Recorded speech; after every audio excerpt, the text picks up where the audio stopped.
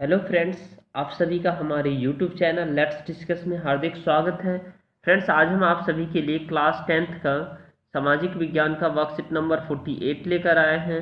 जैसा कि आप यहाँ देख सकते हैं, क्लास 10th सामाजिक विज्ञान वर्कशीट 48 कार्यपत्रक, और यह वर्कशीट आपका 24 अक्टूबर 2020 के लिए है। तो विद्यार्थी का नाम यानी विद्यार्थी अपना यहाँ नाम लिखेंगे, कक्षा अध्यापक का नाम, कक्षा अध्यापक जो आपके क्लास टीचर है एसएसटी के सोशल साइंस के, उनका नाम लिखेंगे। तो आज बच्चों हमें पढ़ना है लोकतंत्र के परिणाम। लोकतंत्र के परिणाम क्या क्या होते हैं, तो आइए इसे डिटेल में डिस्कस करते हैं। फ्रेंड्स, अगर हमारे चैनल पे नए हैं तो चैनल को सब्सक्राइब कीजिए, लाइक कीजिए, शेयर कीजिए और बेल आइकन को प्रेस कीजिए ताकि आपको आने वाले लेटेस्ट नोटिफिकेशन मिल पाए। ओके फ्रेंड्स, तो आइए स्टार्ट करते हैं। Let's discuss. यहाँ आप देख पा रहे हैं, नीचे दिए गए अनुच्छेद को पढ़कर उत्तर दीजिए। अर्थात कोई भी समाज अपने विभिन्न समूहों के बीच टकरावों और विभाजनों को पूरी तरह और अस्थायी रूप से खत्म नहीं कर सकता। बिल्कुल सही है, बिल्कुल सही बात कही जा रही है कि लोकतंत्र कभी भी जो है ना क्या होती है, टकरावों को खत्म नहीं कर सकती है, बट उसके बीच में मिलजुल कर सामंजस्य बैठाने का तरीका विकसित कर सकता है। इसमें लोकतंत्र सबसे अच्छी तरीके से काम करता है। अर्थात दूसरे शासन व्यवस्था से कंपेयर करें तो लोकतंत्र एक ऐसा शासन व्यवस्था है जिसके अंतर्गत आपस में कई विवाद होता है, भेदभाव होता है। जैसे कि आपको लिंग भेद होता है, जाति भेद होता है। लिंग भेद अर्थात जो है ना, आपको पता है, जाति भेद अर्थात जो है ना ऊंच नीच, गरीब अमीरी, ठीक है। और इसके अंतर्गत upper caste, lower caste, middle caste, इस सब की में जो जाति भेद पाया जाता है, ठीक है। और फिर आप कह सकते हैं क्षेत्रीय भेद, आज भाषाओं के आधार पर भेदभाव करना। जैसे कि आप सभी देख रहे हैं जो कुछ 2002 में हुआ था, जो तमिलनाडु और कर्नाटका के बीच में जो है ना भाषाओं को लेकर हुआ था, गुजरात के बीच में भाषाओं को लेकर के हुआ था। तो ये सारे जो डिस्प्यूट है, जो ये जो भेदभाव है, ठीक है, इन सब में हमारे बीच जो लोकतंत्र, हमारे देश में जो शासन व्यवस्था है, वो उस सभी को क्या करते हैं, अच्छे तरीके से सामंजस्य बैठाने का तरीका विकसित कर लेते हैं और करते हैं। ठीक है दोस्तों। और आप और बहुत सारे अंतर देख सकते हैं, जैसे क्षेत्रवाद, कहता नहीं, कोई कहता तुम बिहारी हो, तो कोई कहते हैं तुम पंजाबी हो, हरियाणवी हो, बट ऐसा नहीं करना, कहना चाहिए हम सभी को। हाँ, पर्टिकुलर अगर आप बिहार से आ रहे हैं तो आप कहिए बिहार के हैं, पर्टिकुलर हरियाणा से आ रहे हैं तो आप कहिए हम हरियाणा के हैं, लेकिन उसको टॉन्ट करके हुए नहीं कहना चाहिए, ठीक है। उसे ये अगर टॉन्ट करते हैं तो उसे ये लगता है जो हमें हम जैसे कोई पंजाबी है तो उसे कहता तुम पंजाबी हो, तो ये इस तरीके का, एक तरीके का ये भेदभाव हुआ, ठीक है। तो हमें क्या करना चाहिए, इन सब के बीच जो है ना, हम सबको एक नेशनलिटी की भावना को विकसित करना चाहिए, क्योंकि राष्ट्र का विकास तब होगा जब देश का विकास होगा, ठीक है। और सारे राज्य का विकास होगा जब इंसान खुद को विकास करेगा, ठीक है। तो उस राष्ट्र का विकास हमसे जुड़ा हुआ है, हम एक इंडिविजुअल से जुड़ा हुआ है। Okay friends. अब देखिए, गैर लोकतांत्रिक व्यवस्थाएं आमतौर पर अपने अंदरूनी सामाजिक मतभेदों से आंखें फेर लेती है। अब देखिए, ये कह रहा है जैसे लोकतांत्रिक व्यवस्था और गैर लोकतांत्रिक व्यवस्था। जैसे गैर लोकतांत्रिक व्यवस्था के अंतर्गत आ गया तानाशाही व्यवस्था। इस तानाशाही व्यवस्था के अंतर्गत जो सरकारें होती है, वो कभी भी मतभेदों को सुलझाती है, नहीं सुलझाती है, कुछ कहा नहीं जा सकता। वो मतभेदों को टकरावों में और भी बदल देती है, ठीक है दोस्तों। तो इनकी संभावनाएं बहुत अधिक हो जाती है, जो वो अंदरूनी या मिलजुल कर उन सामंजस्य बैठाने का तरीका उनके अंदर विकसित नहीं होता है। और यह सिर्फ व सिर्फ लोकतंत्र के अंदर ही पाया जाता है। उन्हें उन्हें ताकत से दबाने की कोशिश करती है। अर्थात जो आप देख पा रहे हैं यहाँ पे जो मतभेद होती है, ठीक है, जैसे गैर लोकतांत्रिक शासन व्यवस्था में, तो वो क्या करते हैं, अपने ताकत से, जैसे राजा अपने ताकत से जो भी पार्टी, जो लोग होते हैं जो दबाने एक दूसरे को जो है ना शोषण करते हैं, उन लोगों को डायरेक्ट दबा देते हैं, ठीक है। मतलब तो एक तरीके का हमें सबसे बेहतर हमें यह सुविधाएं जो लोकतंत्र में ही मिलती है, जो सब मिलजुल कर सामंजस्य बैठाने का तरीका विकसित कर लेते हैं। लेकिन हमें यह याद रखना होगा कि ऐसे परिणाम हासिल करने के लिए लोकतांत्रिक व्यवस्थाओं को स्वयं भी दो शर्तों को पूरा करना होता है। अब अगर हम इस तरह का परिणाम अगर हासिल करें तो लोकतांत्रिक व्यवस्था को दो शर्तों को पूरा करना होता है। आइए वो दो शर्त क्या है उसे देखते हैं।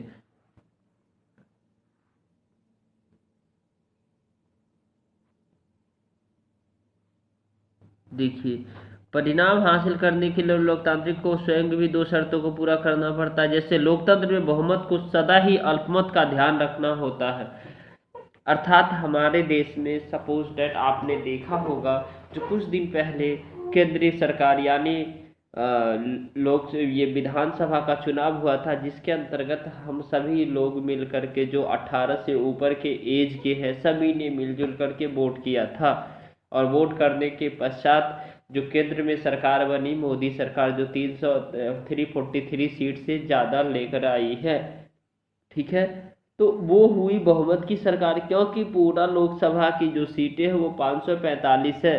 545 तो आधे से अधिक, यानी कि आप कह सकते हैं जो है ना 278 सीटें जो पार्टी जीतेगी उसकी सरकार होगी। तो अल्पमत आधा मत से अधिक मत जो गेन किया है, जो प्राप्त किया है, उसके बाद जो विपक्षी पार्टी जो कम मत प्राप्त किया है, ठीक है, उनको भी हमें ध्यान में रखना होता है। बहुमत या अल्पमत की राय कोई अस्थायी चीज नहीं होती है। अर्थात और यह भी कहा गया कि बहुमत, अल्पमत और बहुमत की राय कोई अस्थायी चीज नहीं होती, हमेशा बदलता रहता है। जैसे कि आज कोई सरकार बनाई, कल होकर के वो जनता लोकतंत्र में उसे पसंद नहीं कर रही है तो वो उस सरकार से नहीं बन सकती है, ठीक है।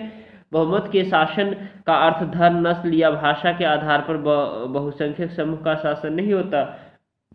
बहुमत का अर्थ होता है फैसले लेने या चुनाव में अलग अलग लोग और समूह का बहुमत निर्माण होता है। अर्थात प्रत्येक नागरिक को किसी न किसी अवसर पर बहुमत का हिस्सा हो सकता है, ठीक है। तो प्रत्येक नागरिक किसी न किसी रूप में बहुमत का हिस्सा है, जैसे यह जन्म से निर्धारित नहीं है, ठीक है दोस्तों। तो आइए इसके क्वेश्चन से इसे करते हैं एक एक करके। देखिए, लोकतंत्र में टकरावों को कैसे बेहतर तरीके से सुलझाया जा सकता है, कुछ उदाहरण देकर बताइए। आइए इस सभी क्वेश्चंस को एक एक करके डिस्कस करते हैं। तो क्वेश्चन नंबर फर्स्ट है, लोकतंत्र में टकरावों को कैसे बेहतर तरीके से सुलझाया जा सकता है। यहाँ फ्रेंड्स आप जो है ना यहाँ पे लोकतंत्र लिख लेंगे। क्या लिखेंगे यहाँ पे? लोकतंत्र।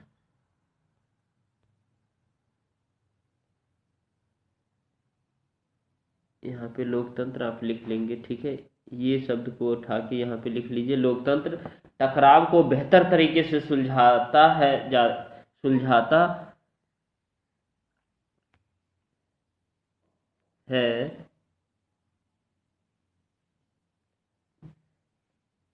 अब देखिए, पहला पॉइंट है, यहाँ पे आप लिख लीजिएगा लोकतंत्र। लोकतंत्र टकराव को बेहतर तरीके से सुलझाता है।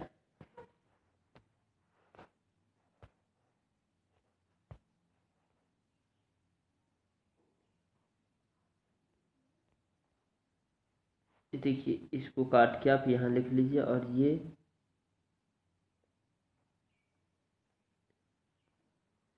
लोकतंत्र टकराव को बेहतर तरीके से सुलझाता है और लोकतंत्र के अंतर्गत सभी को अपना मत रखने का अधिकार होता है और लोकतंत्र के अंतर्गत सभी निर्णय बहुमत के आधार पर होता है। और जब लोकतंत्र के अंतर्गत टकराव की स्थिति होती है तो सामंजस्य बैठाने का प्रयास किया जाता है और सभी के मतों के आधार पर ही निर्णय लिया जाता है।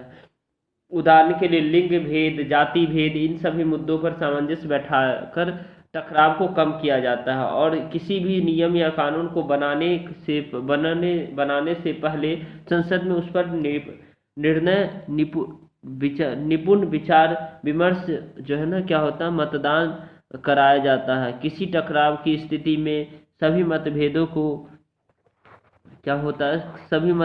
को दूर करके बहुमत के आधार पर निर्णय लिया जाता है। अब क्वेश्चन नंबर सेकंड देखते हैं फ्रेंड्स। क्वेश्चन नंबर सेकंड बहुत ही आसान है।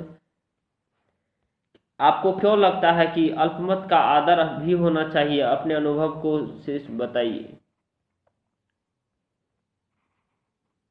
आपको क्यों लगता है कि अल्पमत का भी आदर होना चाहिए? अपने अनुभव से बताइए।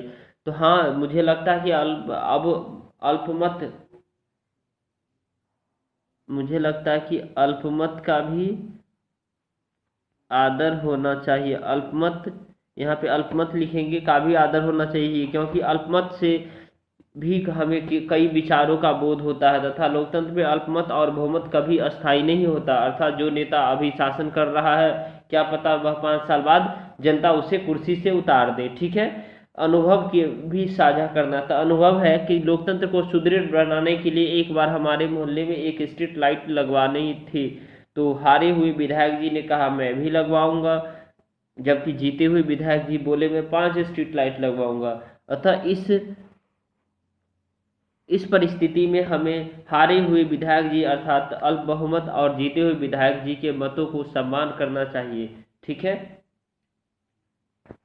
अब हम क्वेश्चन नंबर थर्ड देखते हैं। क्वेश्चन नंबर थर्ड हमारा है, लोकतंत्र में बहुमत के शासन का अर्थ बहुसंख्यक समूह का शासन नहीं होता, समझाइए। लोकतंत्र में बहुमत के शासन का अर्थ बहुसंख्यक समूह का शासन नहीं होता है, क्योंकि बहुमत के शासन का अर्थ धर्म, नस्ल या भाषा के आधार पर बहुसंख्यक समूह के शासन नहीं होता। बहुमत का अर्थ होता है फैसले जो कि लिए जाते हैं या चुनाव में अलग अलग लोग और समूह बहुमत का निर्माण करते हैं। अर्थात बहुमत का अर्थ होता है जिसे चुनाव में अधिक मत मिले हो लोकसभा की ज़्यादा सीटें हो को हासिल किया हो, वह बहुमत की सरकार होती है। अब क्वेश्चन नंबर फोर्थ देखते हैं दोस्तों। क्वेश्चन नंबर फोर्थ बहुत ही आसान है। आपके आसपास लोगों के बीच किस तरह के अंतर दिखाई देते हैं? कैसे उन अंतरों को होते हुए भी आप साथ साथ जीवन जीते, मतलब अंतर को आपको बताना है और कैसे जीवन निर्वाह करते उसके बावजूद भी।